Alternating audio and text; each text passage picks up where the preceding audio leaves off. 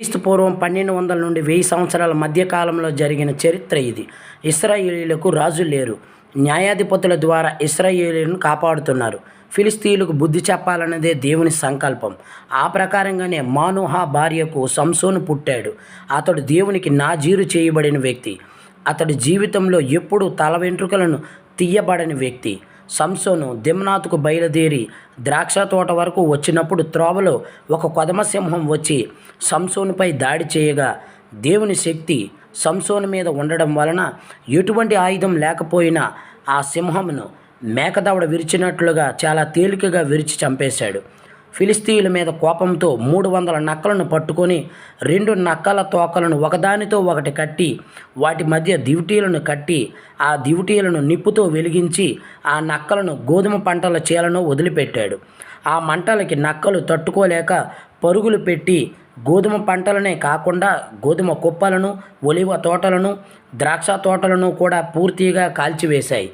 ఫిలిస్తీయులు కట్టిన ఇనుప గొలుసులను త్రెంచి వీళ్ళను ఎలా చంపాలా అని చుట్టూ చూస్తే పచ్చి గాడిద దవడ కనిపించింది. ఆ గాడిద దవడ ఎముకతో 1000 మంది ఫిలిస్తీయులను చంపాడు. జరుగుతున్న మారణకాండను చూసిన ఫిలిస్తీయులు సంసోను బలాన్ని చూసి భయంతో బెంబేలెత్తి పారిపోయారు. గజగజ వణికిపోతూ బ్రతికితే చాలు అనుకొని అక్కడ నుంచి పారిపోయారు.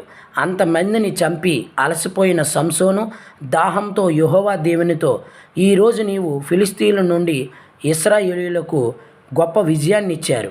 సున్నతి లేని ఫిలిస్తీయుల చేతిలో మరణించేలా ఉన్నాను. నా దాహం తీర్చమని, నన్ను రక్షించమని దేవుణ్ణి ప్రార్థించాడు. నీతిమంతుల ప్రార్థన ఆలకించే తండ్రి దేవుడు సంసోను ప్రార్థన విని అక్కడే ఉన్న చిన్న గోతిని చీల్చి స్వచ్ఛమైన నీరు వచ్చేలా చేశారు. ఆ నీటి ఓట ఇశ్రాయేలు దేశంలో లేహి అనే ఊరిలో ఇప్పటికీ ఉంది. సంసోను ఎలాగైనా చంపాలని ఫిలిస్తీయులు గాజా ప్రధాన ద్వారం వద్దనే కాపలా కాస్తుకొని ఉన్నారన్న విషయం సంసోను తెలుసుకొని గాజా ప్రధాన ద్వారమనే పీకేసి మోసుకొని హెబ్రోను కొండ వరకు వెళ్ళాడు. అంత పెద్ద ప్రధాన ద్వారమనే పీకి మోసుకొని పోతున్న సంసోనును చూసి భయపడి పారిపోయారు ఫిలిస్తీయులు. డెలీలా మాయలో పడి డెలీలాకు నిజం చెప్పగా తాను సంసోను జుట్టు కత్తిరించగా ఫిలిస్తీయులు వచ్చి ఇత్తడి సంఖ్యలతో బంధించారు. తన 2 కళ్ళను తీసేశారు. ఎన్నో చిత్రహింసలు పెట్టారు.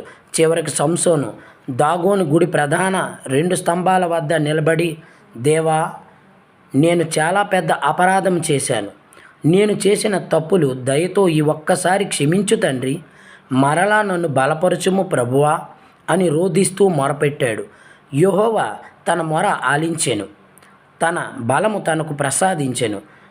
తను ఉన్న దాగోను గుడి మొత్తానికి ఆ 2 స్తంభాలే ఆధారమని తనకు తెలుసు కాబట్టి ఎడమ చేత్తో ఒక స్తంభాన్ని, కుడి చేత్తో మరొక స్తంభాన్ని పట్టుకొని 2 స్తంభాలను తన బలం మొత్తం ఉపయోగించి గట్టిగా కూలదోశాడు.